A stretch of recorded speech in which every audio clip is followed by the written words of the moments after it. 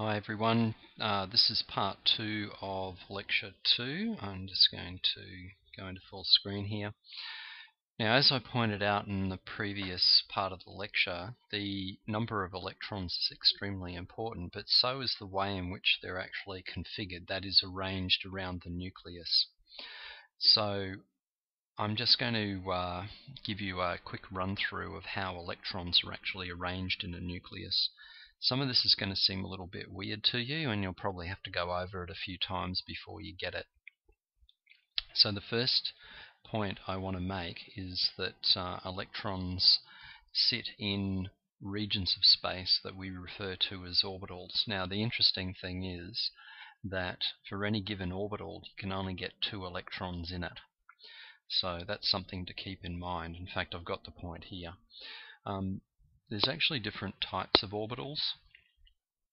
However, they're sometimes just referred to as subshells. And the types of orbitals are called S, P, D, and F, and you're going to have to remember those letters. The other thing that you'll need to remember is that orbitals are filled from the lowest energy level first. I've got this slide in here. It's showing you the shapes of these orbitals. It's not really that relevant or interesting really, but I just thought I'd put them in there for your reference. Okay, this table's more important and it'll seem a bit confusing. I just want to walk you through it. You're going to have to remember some of this, but as I walk you through it, you'll see that it's actually not that hard to remember. So the first thing I need to point out to you is that these electrons are arranged in shells.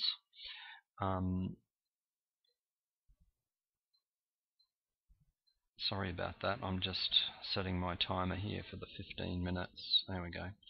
Some of these electrons are arranged in shells. We've got here shells number 1, 2, 3, etc. And you can imagine that these shells are sitting in successively greater distances away from the nucleus. So the first shell is actually the shell that's closest to the nucleus. It's also referred to as the principal quantum number.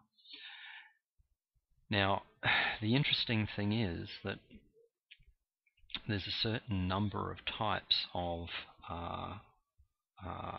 orbitals that can sit in each shell, or if you like, there's a certain number of subshells that can sit in each shell, and it's actually not that hard to remember. So in the first shell, there's only one type of orbital set or subshell, and it's the S subshell. That's it. In the next one, there's S and there's P. Then in the third one, there's S, P, and D. And then the fourth one, there's S, P, D, and F. So you can see the importance in remembering S, P, D, and F. The other thing to remember is the number of orbitals in each subshell. So for the S subshell, there's only one orbital. There it is there. So if we go into the second shell, there's 2 subshells. Now we're into the S and the P. The S only ever contains one type or one orbital. There it is there. The P contains 3 orbitals. If you go into the third shell, it's S, P, D, and F. S contains 1, P contains 3, D contains 5. You can see these are going up in 2s, 1, 3, 5, and so it's not so surprising that in the fourth shell, which contains the F subshell, there's actually 7 orbitals. These numbers here are just helping you figure out what the number of orbitals is, but you can work it out from this anyway. Here, I've got one S subshell, it's got 1 orbital, therefore there's 1 orbital. In this one here, there's 1 orbital for the S, 3 orbitals for the P, 1 plus 3 equals 4. And then for the D there's 5, 1 and 3 is 4, and 5 is 9, and then this one here adds up to 16. Now if you recall, I also said that there's 2 electrons in each orbital, and so therefore if I have 1 orbital, I can fit in a maximum of 2 electrons in this one here. 4 orbitals, a maximum of 8 electrons, etc. So if you look directly across now, you can actually see how many electrons fit in each shell. the first shell I can fit 8, in the second shell, the first shell I can fit 2, in the second shell 8, in the third shell 18, in the fourth shell 32. 2, 8, 18, 32. That's kind of interesting. You'll see why in a minute when we go back to the periodic table. Or in fact here, we'll do the trick pretty well.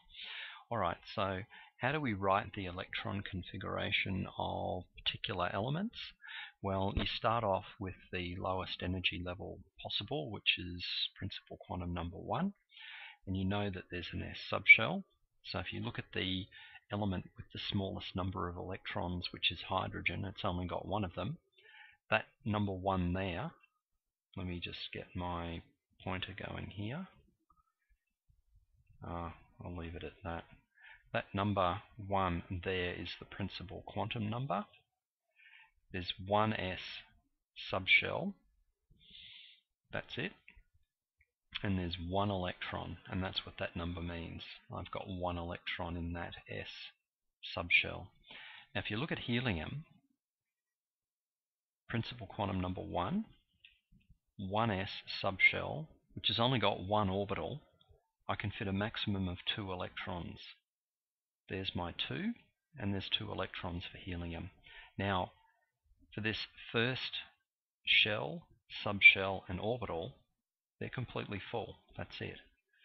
So I think this is probably giving you, I hope anyway, an idea of what's actually happening here.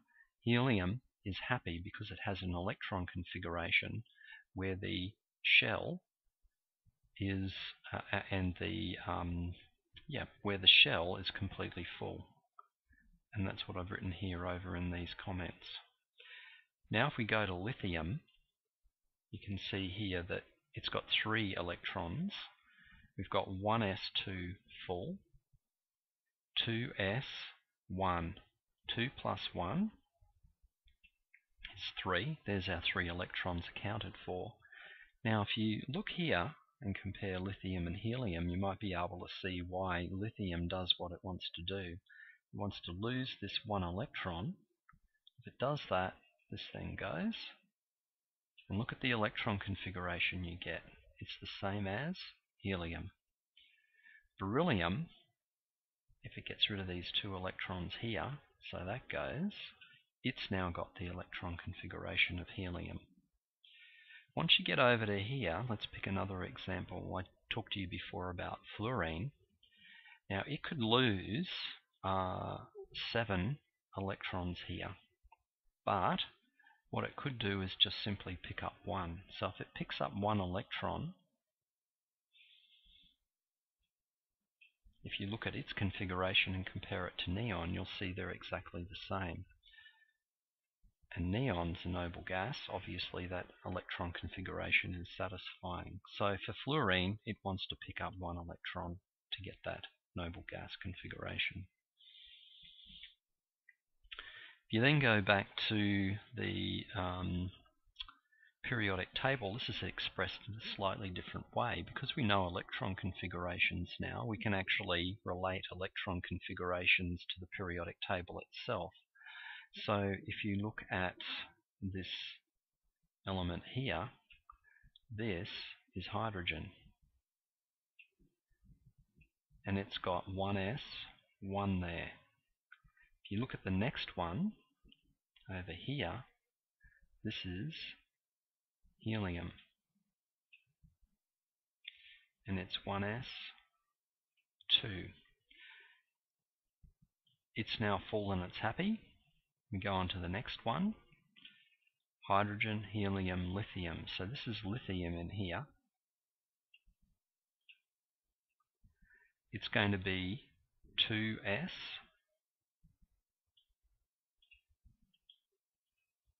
1. Beryllium, that's that one there. 2s, 2. Now, once you've filled up that S subshell there, you go into the P's. So here they are here. So this is hydrogen, helium, lithium, beryllium. This has got to be boron, carbon, nitrogen, oxygen, fluorine, neon, right? Now over here, this would be for boron, it would be 2p1, carbon would be 2p2, nitrogen 2p3, 4, 5, 6, so neon is 2p6. So you can see why neon's sitting there. It's got a full shell, and its full electron configuration would be 1s2, 2s2, 2p6. Now, can you see here that when you do this, you can then actually use the periodic table to work out the electron configuration of any element within it. Now, the only other issue that you've got to be aware of is your period numbers here, because these numbers, the principal quantum numbers, the outside refer to the period numbers. So this is period 1, 2, 3, 4, 5, 6, 7. Now, where it gets a little bit tricky is here in the D block, because there is actually a 3D subshell. So in here it starts 3D. So you'd think it might go 4D because here it's the fourth period, but in here it's kind of separate in the D block, so it's 3D. So this element here is 3D1, 3D2, 3D3, etc. Now if you count them up, you'll see how this makes perfect sense. There's 1, 2, 3, 4, 5, 6, 7, 8, 9, 10. And if you look back in that table, you'll see that there's actually 5 orbitals in the D subshell, which corresponds to 10 electrons. So you would indeed expect to see 10 electrons in the D block. And of course over here, 6 electrons in the P block, 2 electrons in the S block, 14 electrons in the F block. Can I also encourage you to have a look at these YouTube videos as well. That's just another way of summarizing what I've just been talking about. You can see why hydrogen, by the way, is such an odd element, because it's a non-metal, so in that sense you'd be tempted to put hydrogen over here, right? But if you put it above here, it then looks like it's a noble gas, which it certainly isn't. So maybe we should just put it somewhere floating in the middle here. But you can also see that its electron configuration is 1s1, which means it would nicely sit here. So you can see why people get a bit confused about where to put the thing. Alright, there's a summary for you. Good luck, and enjoy writing out electron configurations.